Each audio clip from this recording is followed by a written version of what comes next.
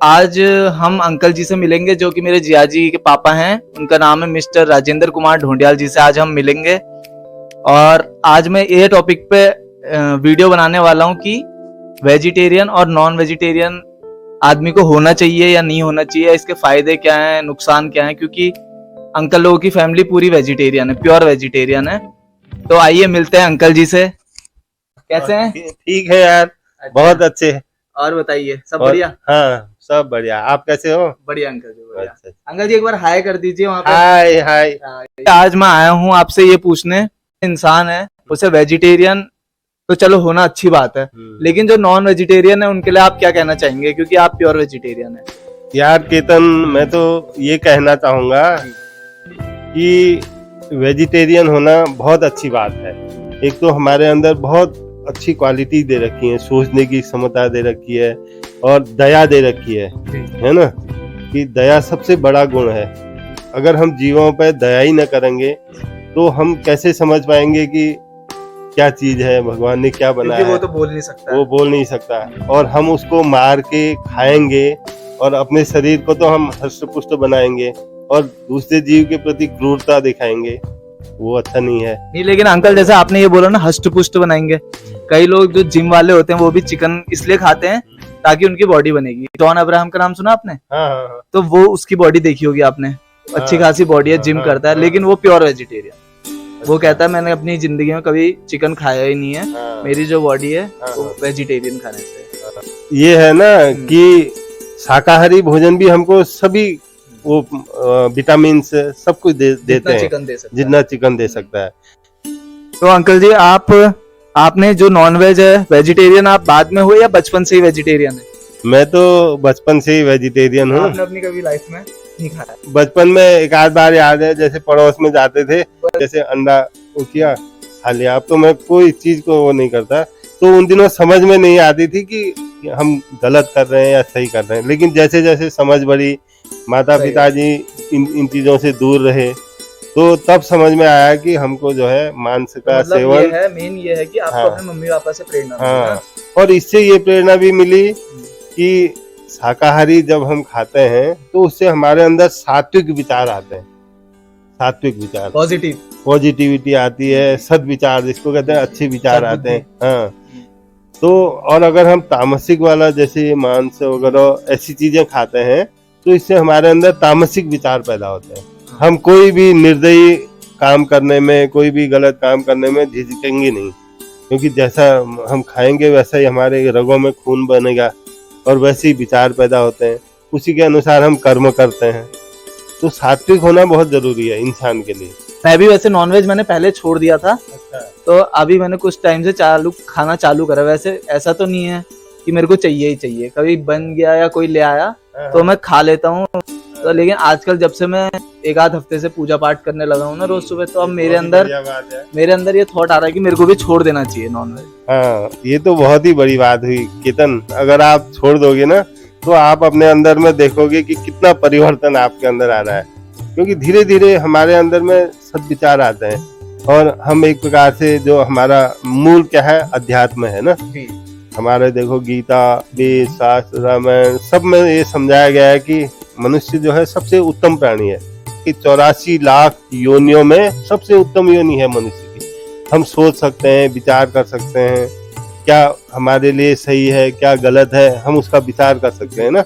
बाकी योनियों को बताया गया है कि वो भोग योनियां हैं, वो केवल भोगते हैं, जैसा उनके कर्म में लिखा है, जो उनको वो किया है वो भोगते हैं, वो विचार नहीं कर पाते उतना। सबसे बड़ी बात है कि दया जो है मनुष्य के अंदर होनी चाहिए। सही बात। भी लोग देखे हैं कि चलती हुई मुर्गी को ना चट से पकड़ के ऐसे ऐसे वो करके तोड़ देते हैं उसकी गर्दन को, ऐसे बड़ा मतलब दर्द होता है उस टाइम की। देखो अगर इसके अंदर थोड़ा भी दया भाव होता तो कभी ऐसा नहीं करता, लेकिन वो दया भाव है ही नहीं।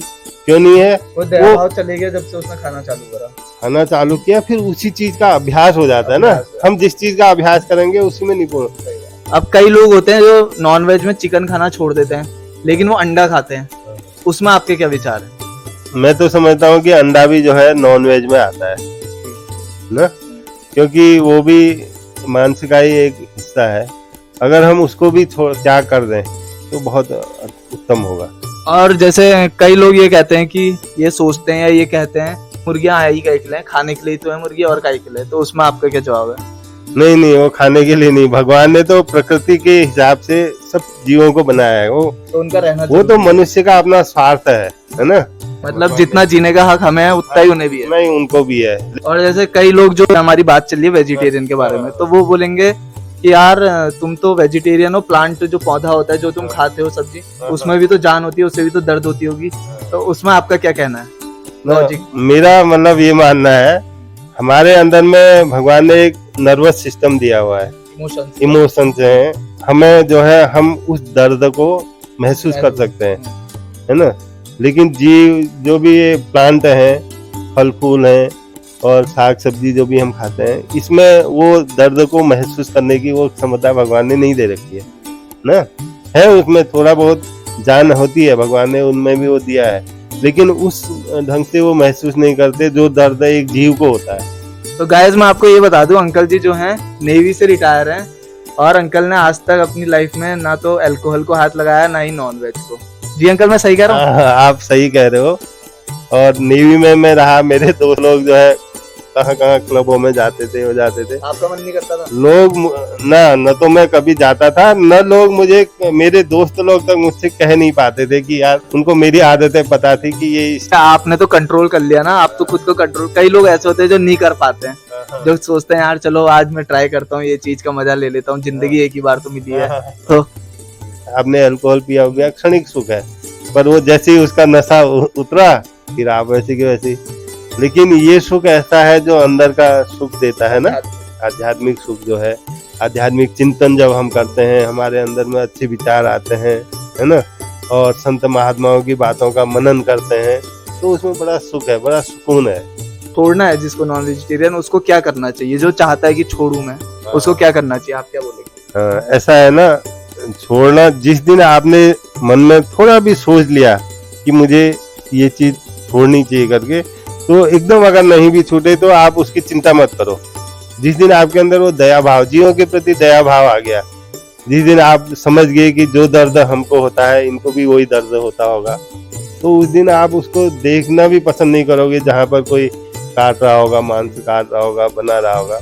पर इसका ये मतलब नहीं कि जो खाते हैं उसको या उनके प्रति घृणा मत करो आप, उनको वो चीज अभी तक जानी नहीं उन्होंने, अंदर से उस लेवल तक नहीं पहुंचे, अंदर से वो प्रवृत्ति नहीं हुई, वो अज्ञानता में कर रहे हैं, कोई चीज उन्होंने समझी नहीं। आंटी जी से भी पूछ लेते हैं एक बार। आंटी जी बैठी हैं, वो भी वेजिटेरियन है।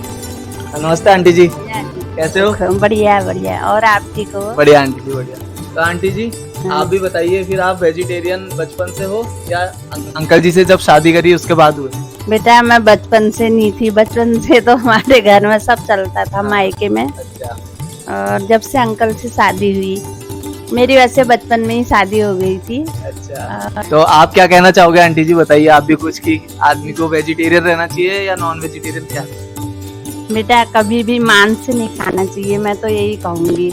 भगवान ने हमारे लिए इतनी चीजें बनाई हैं, मैं तो अपने डॉगी को खिलाना तक अच्छा नहीं समझती हूँ। अब आपने तो उसे खिलाया नहीं ना? एक बार अंकल जी से छुपा के लाई थी 2 अंडे भट्टी की दुकान से, फिर अंदर आते आते ही हृदय ने बोला नहीं, अंकल जी से ये चीज छुपा के कभी ऐसा नहीं करना चाहिए। नहीं, वैसे मेरा एक फ्रेंड था ना, उनके घर में भी कोई ये नॉन वेज नहीं खाते थे, तो जो उनका कुत्ता था ना वो भी वेजिटेरियन हो गया था, उसे कभी उसने हड्डी लाके थी, उसने खाया ही नहीं। हाँ वही होता है, फिर जैसे जैसा बनाओ ना वैसे ही बनना है ना।